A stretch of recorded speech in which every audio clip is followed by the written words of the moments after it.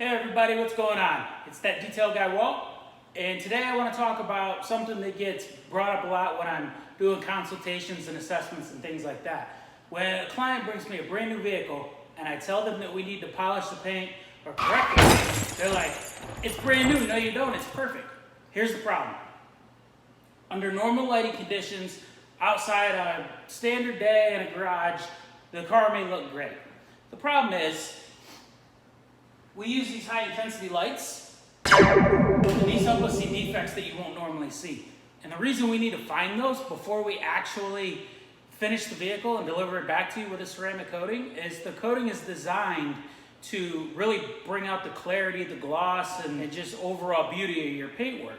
So when it does that, it's also going to magnify any of those minor imperfections. So what we may see with a light that most people don't, once we coat it, you may be able to see those under standard lighting conditions. And that's why we do it. It's not that your detailer's trying to rip you off or make extra money or that the dealership did a bad job when they prepped the car for you. It just happens. Life happens. And they get micro marring, which is what we call those little spider swirls. So even on a nice truck like this white one that we're going to coat, we have to go through and we have to assess it. The whole vehicle is going to get polished and a couple spots are going to get compounded, maybe even wet sanded.